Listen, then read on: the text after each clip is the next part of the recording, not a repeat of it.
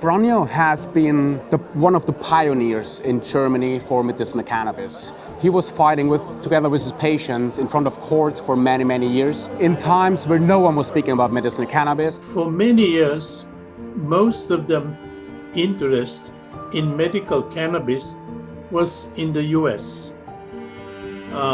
Franjo was one of the first who saw the medical value and started pushing it in Europe. We understood immediately where we had to go. He as a doctor, me as a producer, what the importance is of standardized products that you want to use in a pharmaceutical way as a medicine. Especially in Europe and in the US, Franjo has been absolutely a key player in the development of medicinal cannabis. He works a lot in science, he's a very good doctor, but for me he's an inspiration. And he's one of these people who says and really thinks that patient is first. I think something all of us clinicians can take from participating in this conference, which was birthed out of the mind of Franjo, is that clinicians are leaders. I would say he's the most knowledgeable person in the world when it comes to this complete overview of the whole cannabis-based medicine story. Franjo has been, of course, a major figure in this field, and I think we are sort of in this tipping point where even the World Health Organization now is acknowledging that cannabis does have medical utility. But also, and as important, is the importance of educating.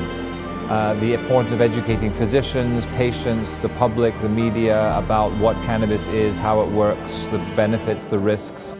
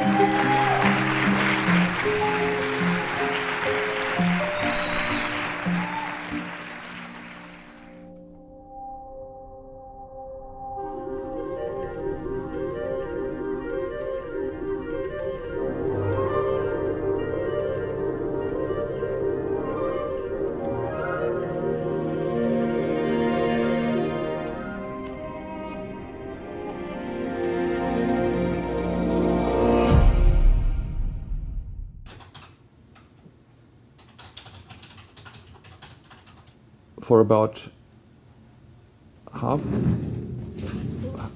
year and a half, it was not quite clear what was the reason of my disease. I only noted I had heart problems, I got orthostatic dysregulation, I increasingly had to lie in bed, and so on.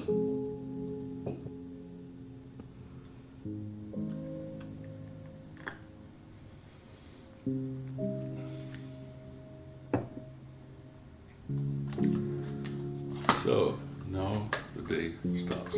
Yeah. So I had to find a new reason to live, kind of new idea. The family doctor was out. The usual life, I was very athletic, did much exercise, and this life was finished.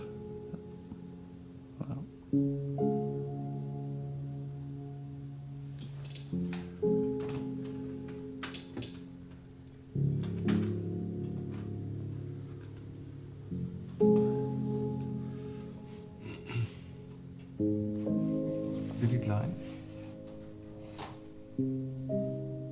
Go to sleep.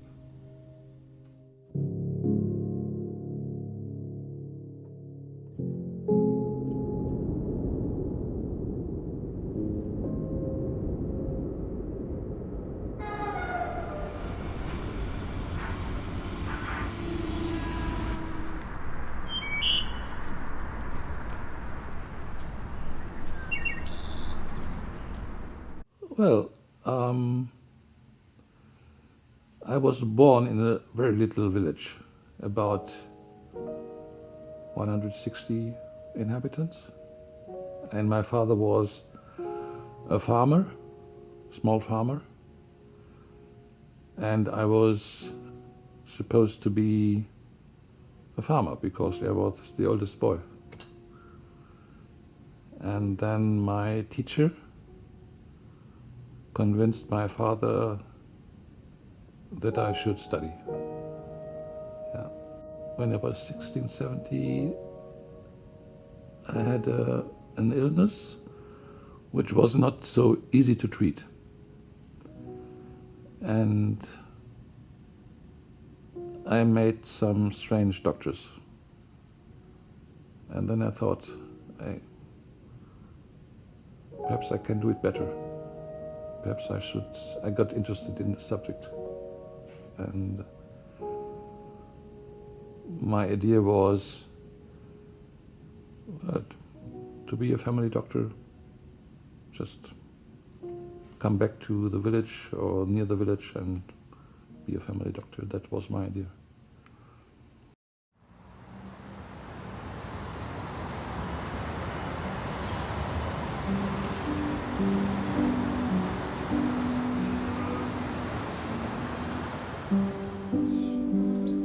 My name is Carola Perez. I'm a patient. I suffer from neuropathic pain because I have an accident when I was 11 years old, skating. I broke my coccyx bone, and due to that I have to go to surgery 13 times, and I have to spend 15 hours per day laying face down.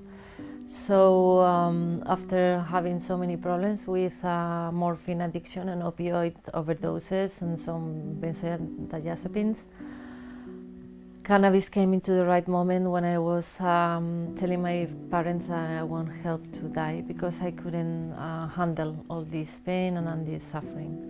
So that's when I found out cannabis was a kind of relief for me, helped me to eat, helped me to relieve my pain, helped me to relieve my suffering, helped me to sleep.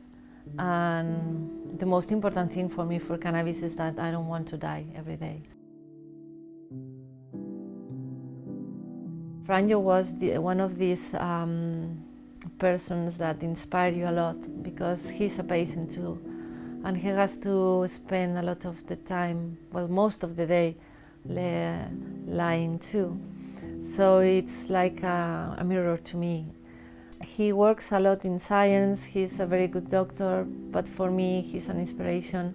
And he's one of these people who says and really thinks that patient is first. He deals with the industry, he deals with the science, he deals with politicians, but he always listens to the patients, and for me this is the most important thing. I started to be a Spanish ambassador for the ICM like 2 years ago, more or less, and now from our last meeting, last October in Berlin, he told me if I can help with the communication issues by the ICM, and also to take care of the patient council. So all the patients get reunited there and see what we can manage with the ICM researchers, medicine, doctors and everything. We are all trying to change the laws, but for the moment it's not easy, but we are not going to stop. We are going to continue until we get it. My name is Manuel Guzman. I'm a professor of biochemistry and molecular biology at Complutense University in Madrid. And I've been working in the cannabis field for about 25 years, especially in relation to oncology and neuroprotection. I met Franjo for the first time 15 years ago, and from the very beginning I was impressed by his motivation, his courage, and all he knew about medicinal cannabis. Franjo has been a key person not only for German patients, but also for medicinal cannabis patients all around the world. We have been working together in the IACM for about a dozen years. I've been the chairman of the IACM for 1.5 years. And it has always been a great pleasure to work with him. His human closeness is impressive, and he's very committed not only to medicinal cannabis, but also to all the people with whom he interacts. We have tried to broadcast medicinal cannabis all around the world. We have to commit now to some specific areas that are maybe a little bit forgotten, such as Latin America and Asia. But especially in Europe and in the US, Franjo has been absolutely a key player in the development of medicinal cannabis.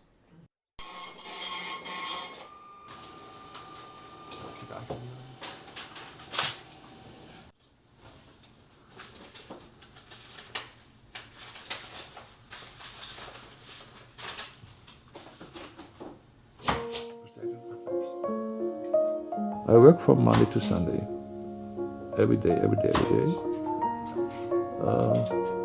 My only luck is that I'm so ill that I cannot work in the morning. So I have to take my break. So this is my luck. Otherwise, I don't know what would happen, because I am a kind of workaholic, but I have to take my break. Yeah. And what you see is,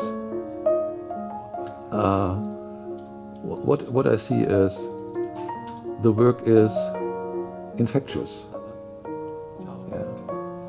You find very good people in Germany, around the world, with whom you can work together and inspire each other and get ideas. And so you also feel there's a large burden, but it is on several shoulders. There are very active patients, there are very active doctors now, there are companies going involved, there are people giving money, and so on. So this has become a real movement.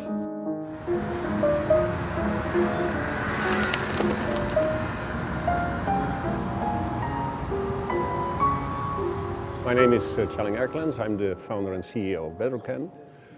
Working in the field of medicinal cannabis already since the early 2000s. Home base is basically Europe.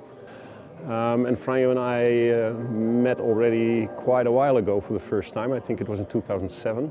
From his angle as a doctor, my angle as a producer of standardized whole flower cannabis, we understood immediately where we had to go. He as a doctor, me as a producer, what the importance is of let's say, a standardized product that you want to use in a pharmaceutical way as a medicine. A herbal product, by all means.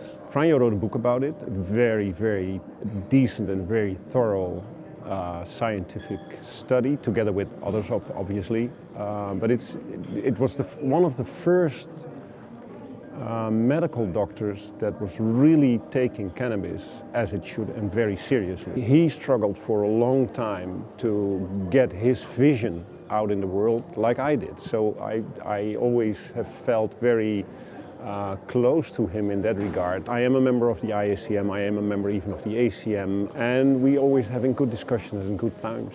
It's a real pleasure to deal with him and to have been dealing with him over the past 10 years. So it's hard to describe this in one single sentence. I would say he's one of the most important people related to cannabis-based medicine. I would say you can describe him as a kind of a pioneer. So he discussed and thought about cannabis-based medicine when for most people worldwide this was not even a small topic. And at that time he started to think about this, he promoted it. He fought for his patients because he learned from his patients that cannabis-based medicine might be helpful for a large number of patients suffering from several different conditions where no other treatment is available. I'm not sure whether I know a second person who has such a broad knowledge about all the different topics associated to cannabis-based medicine. So for example, I'm a neurologist and a psychiatrist, and I know more specifically about conditions from this area that can be treated with cannabis-based medicine. But Franjo is a medical doctor who knows about all the different indications. So he has an overview not only about psychiatry and neurology, but also internal medicine and all the other subjects in medicine. And then even more, although he is not a specialist in chemistry, he knows very detailed about the endocannabinoid system. So he knows a lot of different aspects, and I would say he's the most knowledgeable person in the world when it comes to this complete overview of the whole cannabis-based medicine story. We published a quite large number of papers together. We published a book together. So this is the, let's say, most important German textbook on cannabis-based medicine. We worked together for many years in the International Association for Cannabis-Based Medicine. He's a person who's able to bring people together, make them working for one common goal, to bring this topic of cannabis-based medicine forward. And this is his life, it's his dream, and it's very impressive how hard he is working to reach this aim.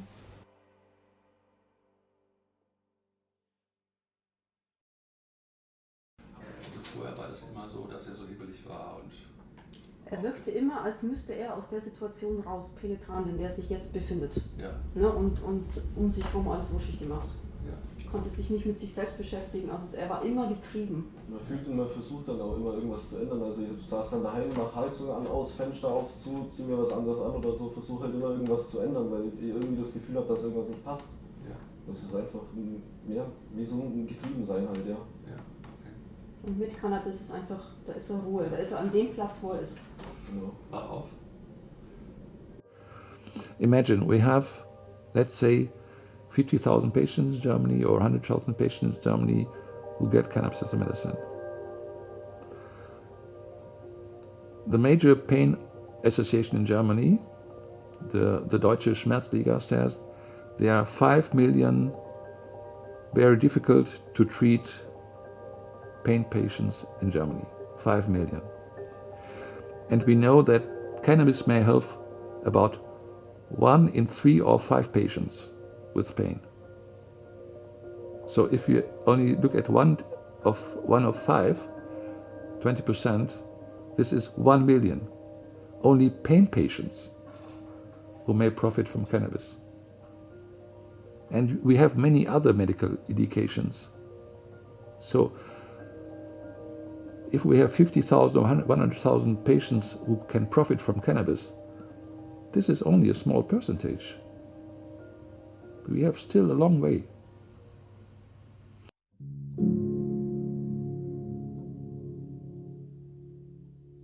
Die nächste Frage ging an Herrn Dr. Grotenermen. Ja, also ich bin niedergelassener Arzt, Vorsitzender der Arbeitsgemeinschaft Cannabis als Medizin und Geschäftsführer der International Association for Cannabis Medicines. Ich nähere mich dem Thema sowohl aus wissenschaftlicher Sicht als auch aufgrund meiner Praxiserfahrung. Und für uns Ärzte stellt sich letztlich bei der Behandlung mit Cannabis immer die Frage, nehme ich den Patienten mit seiner Wahrnehmung ernst oder nicht? Ich selbst bin auch immer wieder überrascht, wie vielfältig das Potenzial aussieht. Zum Beispiel war mir bis vor 10 Jahren nicht klar, dass Cannabis bei Hyperhidrosis, also sehr starkes Schwitzen, hilft. Ich hatte dann einen Patienten, der hatte sich sogar operieren lassen, damit er an den Händen nicht mehr so schwitzt. Sein ganzes Leben wurde durch das starke Schwitzen beeinflusst. Die Operation war sehr erfolgreich, nur hat sich das Schwitzen dann an den Stamm gelegt. Das heißt, wenn er sich irgendwo hingesetzt hat, ist er immer mit einem nassen Flecken aufgestanden, was für ihn sehr unangenehm war. Und er hatte dann zufällig festgestellt, dass Cannabis ihm hilft. Auch Frau Müller-Wahl hat gerade erzählt, dass die Erfahrung eine große Rolle spielt. Es ist im Grunde so, sie hat Mitte der 90er Jahre die Berichte von Patienten mit Tourette-Syndrom ernst genommen, die gesagt haben, Cannabis lindert meine Symptomatik. Und dann hat sie eine Umfrage unter Tourette-Patienten veröffentlicht. Dann hat sie eine Studie mit einem Patienten gemacht, der THC half ihm. Dann hat sie eine Studie gemacht mit mehreren Patienten, THC war wirksam. Und dann hat sie eine kontrollierte, längere Studie gemacht. Und jetzt ist, wie gesagt, noch eine größere geplant.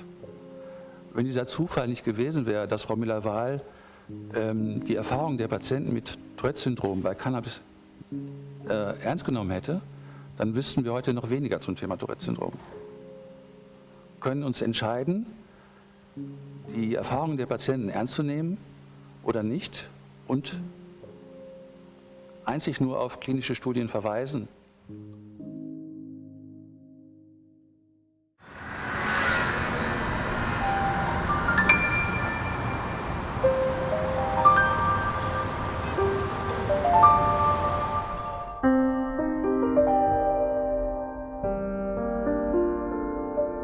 My name is Kirsten Müller-Fahl. I'm a medical doctor. I'm a neurologist and a psychiatrist by training. I'm working here at the Hannover Medical School in Germany now for many, many years. Currently I'm working in the Department of Psychiatry, Social Psychiatry and Psychotherapy. My main clinical interest is in tic disorders and Tourette syndrome. I'm the head of the outpatient clinic for Tourette's here at Hannover Medical School. And my interest in cannabis-based medicine started about 25 years ago. And this is what I've learned from my patients, because they explained to me that cannabis is helpful for their tics, for their problems associated to Tourette's. And this is the way how I became interested in this topic. And thereafter I started to treat patients with different cannabis-based medicines, and in parallel we did a quite large number of clinical trials to investigate the effects of different cannabis-based medicines in Tourette patients. And I'm also interested in how this kind of medication works, why it is helpful. And we speculate that specifically in Tourette's, but also in some other psychiatric diseases, there might be a kind of a dysfunction in the endocannabinoid system, and this might explain why cannabis-based medicine is helpful in this group of patients. 80 to 90% of those patients who suffer from Tourette's also suffer from comorbid conditions. This includes ADHD, OCD, depression, anxiety, self-injurious behavior, sleeping problems, all these different kinds of symptoms. And the majority of those patients who feel that cannabis-based medicine is helpful report not only a tic reduction but also an improvement in these psychiatric comorbidities. And this is very special because currently we do not have an established treatment that covers all these different symptoms. So in other words, when you want to treat a patient suffering from severe Tourette's, you need a medication for tics, you need another medication for ADHD, and you may need a third treatment or medication for OCD or depression. And I have some patients who report me that they were able to stop all these different treatments only using cannabis-based medicine because it improves all these different symptoms of the disease.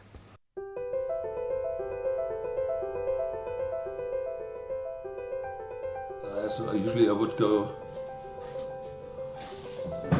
a kilometer or two, but today this is not. I just go to the letterbox and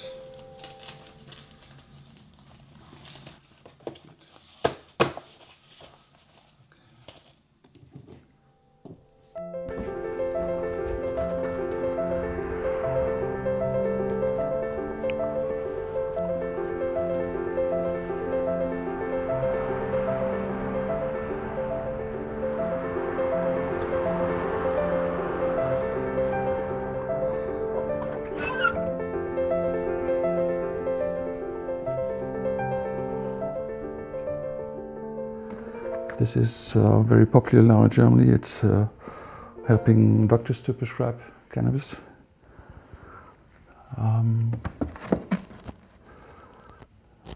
There's also something for pharmacists. Yes, this is for pharmacists.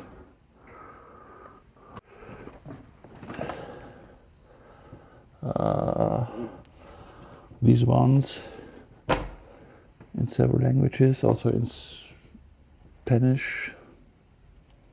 Or here's something together with Ethan, Cannabis Handbook of Cannabis Therapeutics. There's something on cannabis and driving, and so on.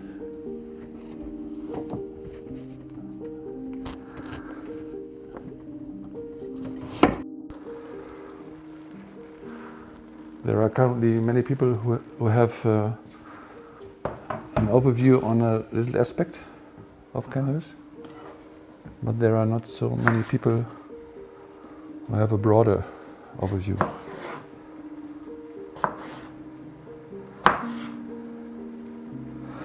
For example, if you want to discuss the medical use of cannabis with somebody who is very skeptical and tells you, well, this is causing schizophrenia and it's making dependent and so on, then you have to have a good knowledge on side effects. If you want to discuss the advantage of inhalation, what is the advantage of oral intake, and disadvantage and so on, you must have an overview on the pharmacokinetics.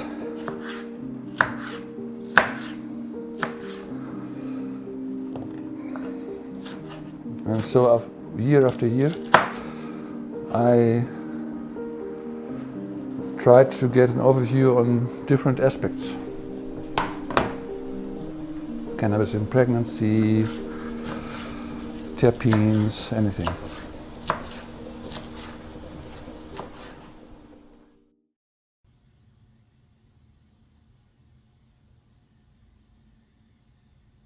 And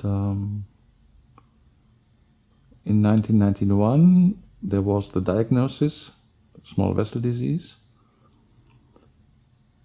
and then the reasons for my problems were clear. It was unclear before.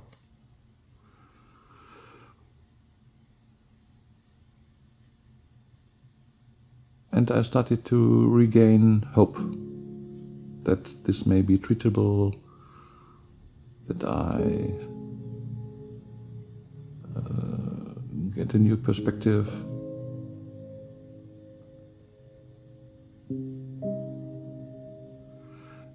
And the first thing I did was to buy a computer, to do biomathematics, to deal with several scientific issues. And then by chance I fell to this issue cannabis due to a friend. This was Michael Karus. It was a friend from university times. We were both politically very active in the same group of students. Well, he was very important for the reintroduction of industrial hemp in Germany and Europe. And he had written a short review on the drug potential of fiber hemp, because it was unclear whether you could get intoxicated by fiber hemp with less than 0.3% THC. And he asked me, well, Franjo, you are doing scientific research, you're working with scientific issues, matters, perhaps you can have a review, look at it, and so I did, and it was my start for the first time to do something with cannabis. We have the Central Library on Medicine in Cologne, where I studied, where I lived. I let some friends bring me articles on the issue, a bulk of articles, 1 meter or something like that. And I went through it, and it was so fascinating. 1 year before, I didn't know anything about it. I didn't knew that cannabis has medicinal value because there was nothing in Germany. Nobody spoke about this. Yeah, Franjo and I, should I also introduce myself or not? Yeah, sure. Okay. My name is Michael Karos from Today Nova Institute, and Franjo and I both studied in Cologne University. I studied physics and he studied medical science. And yeah, we know each other because we also work in the same political student party. It was something like the Green Party for students, a little bit wilder than the normal Green Party, of course, and it was called Basisgruppen. Then there was, in the early 90s, there was a lot of political fights to get industrial hemp legal growing in Germany, because it was banned in Germany in the 80s, like in many European countries. And so we made a lot of lobbying and networking to get hemp back on the fields. And in this context, I need to write a report on the question, is there a misuse potential of industrial hemp as a drug? And there I need some specialists to do the report. Then I remember, Franjo is a medical specialist, and I need something like him to do the job. Then I asked Franjo, after we have not seen each other for 2 years. Then he was ready and willing to do the job. And then he made this first report for me, or together we made this report. And we found out that you cannot misuse industrial hemp as a drug because it's so low content in THC, you have to smoke a kilogram of this industrial hemp. And that was an important report, because after this and some other activities, the German government decided then that hemp was legally grown again in '96, I think. So there are all barriers, and the good thing is, Franjo and I was always optimistic, powerful. We believe in cannabis medicine, so we never gave up. We was never frustrated. We always go ahead and work and work and work. Also, if we both would not be such strong characters, we would have gave up 10 years ago. Yeah? But we continue to work, and I think finally we were able to support the industry to cover all the barriers.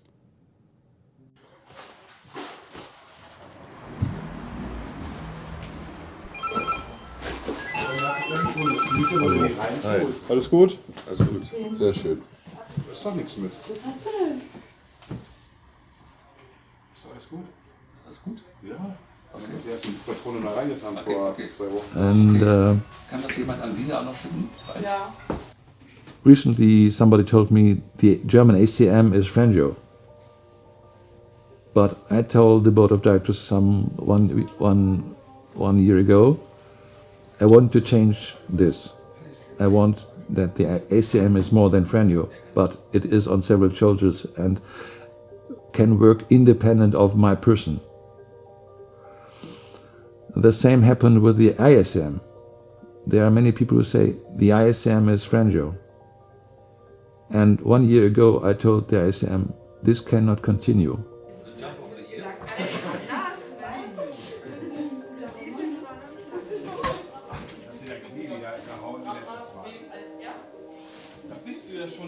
We have to put it on several shoulders. We have to professionalize. The ISDM has to continue even if I am not there. Imagine 10 years ago, if I would have collapsed, the ASDM would have collapsed, the ISDM would have collapsed. So, and what I'm doing now is currently, in the next 2, 3, 4, 5 years, to make the ACM and the ICM independent of my person, of any person. It must continue because there are many people you can replace each other.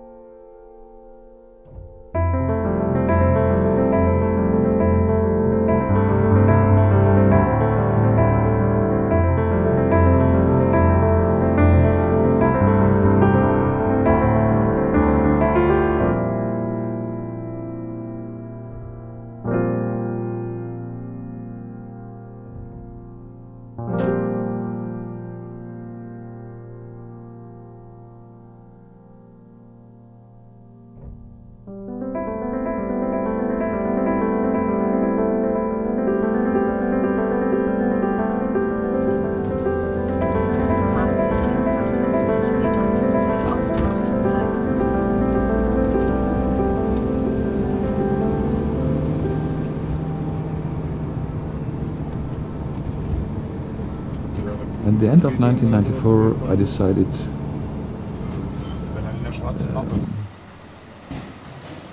to write a book, a more extended book on the issue, as first information for patients, anybody interested.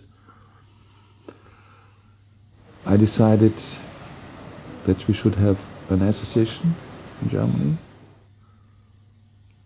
which would advance knowledge, support patients, work for the change of the law, inform doctors and everything, talk with journalists.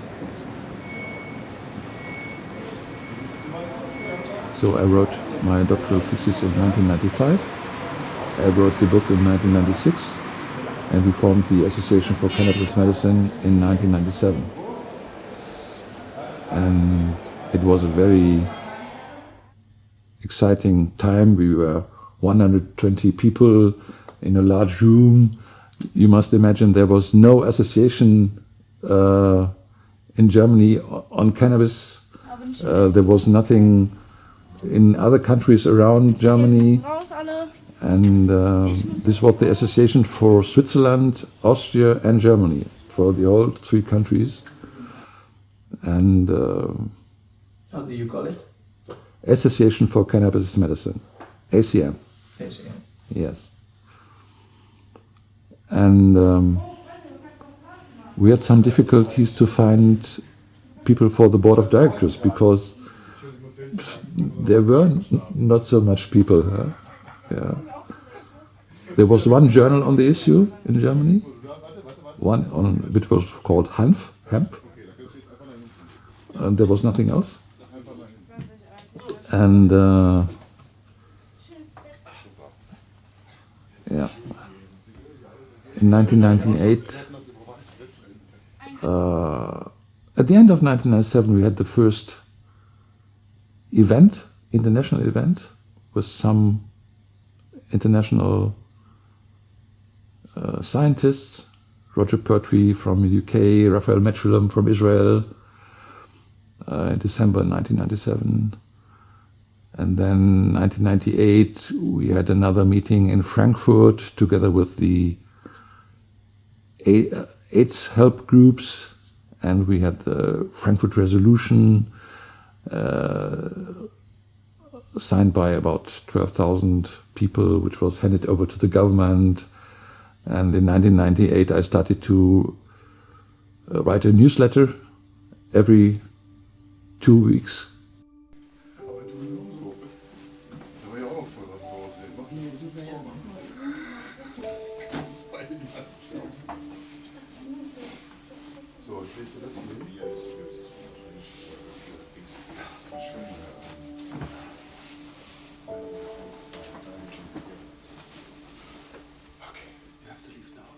Okay.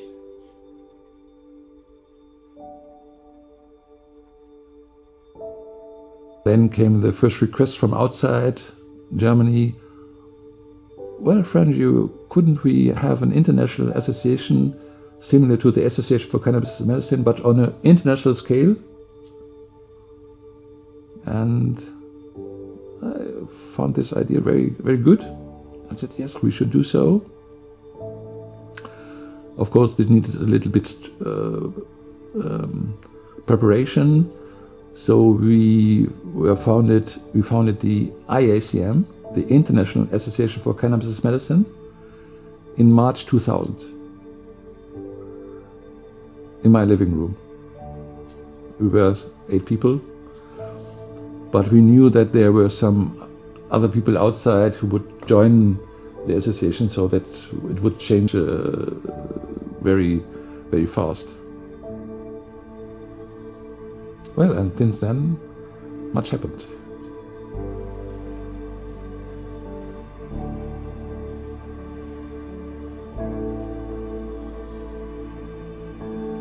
So our next speaker probably doesn't need an introduction. It's Franjo Grotenhermen, Executive Director of the IACM and also physician in his private practice and certainly one of the pioneers for cannabinoid medicine in Germany and the German-speaking countries. So a very warm welcome to you, Franjo, on your talk.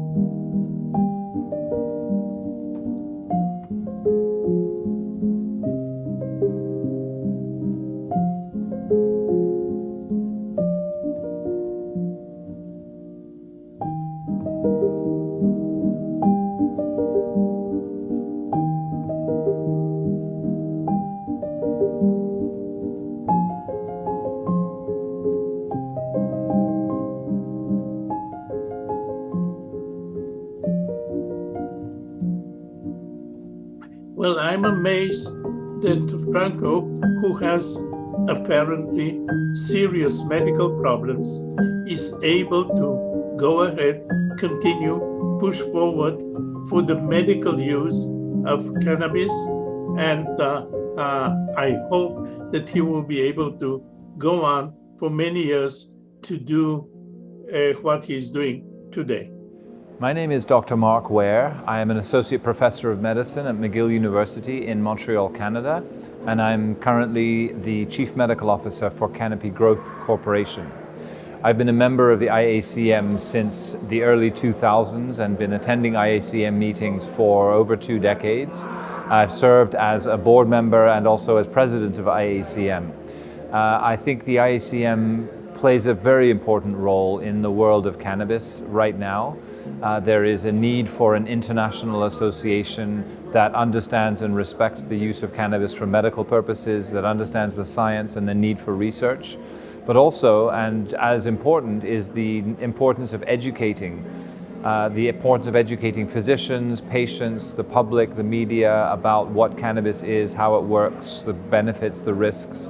And the IACM is a really important player in this translation of knowledge to the people who need to have it. I think Franjo has been an amazing leader, an amazing executive director of this organization. But the world is changing fast. No longer now are we trying to fight for cannabis to be accepted. In an increasing number of countries around the world, cannabis is being approved as a medical therapy. Now we need to get education, we need to get clinical research going, and we need to have a forum where this information can be shared. And I'm Dr. Jessica Knox. So we are the Knox doctors, a family of medical doctors from the West Coast of the United States. Coming to conferences like this is really important for us so that we can learn sort of the cutting edge science of what's going on with cannabis research so that we can take that back home and apply it for our patients, but also apply it in the education that we provide to our colleagues and the public. So I think something all of us clinicians can take from, participating in this conference, which was, birthed out of the mind of Franjo, is that clinicians are leaders. We are leaders. We are at the intersection of patients and the tools that we use on those patients, whether that comes from the pharmaceutical world or the plant world. And it's going to require clinician leaders to advance cannabis medicine. We're thankful for all of the researchers, but we really need the clinicians who are on the front lines with the patients to be advocates, not just for patients, but for ourselves, in reclaiming our own agency as clinicians to help make the best choices for our patients, whether that is employing a plant-based medicine like cannabis or a pharmaceutical. And now is the time to champion research in both arenas so that we can use both to our advantage. And I give Franjo a lot of credit for amassing this group of people here now. I mean, this is an organization that keeps on growing, year after year. And this is our second year at this conference, and I think it'll be a mainstay for us because this is a global movement. And I want to add, I think one of the things I took from Franjo was the fact that we're putting it back in the patient's hands and that we need to listen to the patients to make better decisions about how we deliver health care to them, whether it's conventional care or whether it's, cannabis therapy. I think one of the things that I sort of heard over and over again is listen to your patients. And I think that's one of the things healthcare providers everywhere have lost. And I think the whole cannabis industry is bringing us back to that.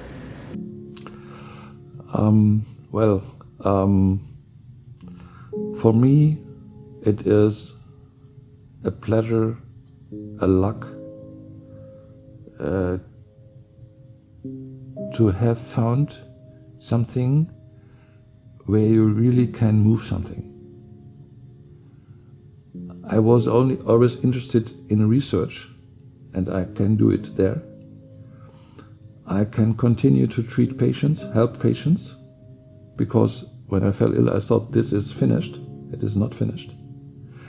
And I was always politically very active. So all these three issues, scientific work, treatment of patients, political activity, I could do it on this issue. On the other side, it is also a burden, because I cannot do everything that I want to do. There's so much work to do on every level. Writing books, articles, treating patients, single patients, work with journalists, instructing doctors, and so there's so much moving the laws. There's so much work to do that I know it is sometimes really a burden, because you feel I cannot do everything I should do. Every patient who needs a treatment with cannabis or can benefit from a treatment with cannabis should have access to such a treatment. And every doctor should be allowed to prescribe or to supervise patients who treat themselves with cannabis or treat them with cannabis.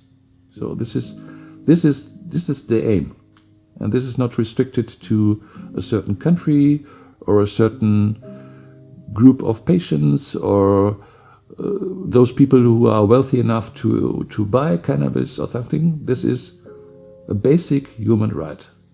The right is very simple. Here you have a patient who is ill.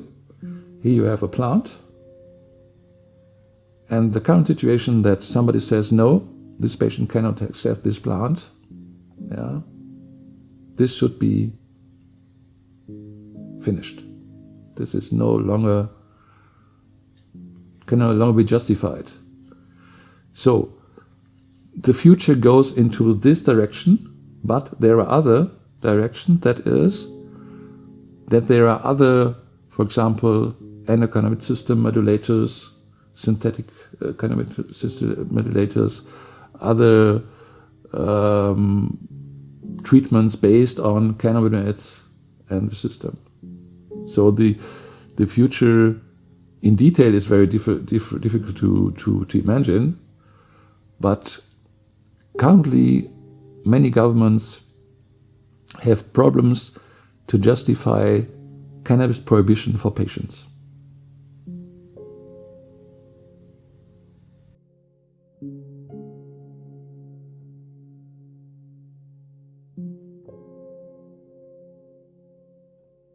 So, this is a reminder, there is no other molecule on Earth which has such a broad therapeutic potential, such broad pharmacological effects than THC and perhaps CBD.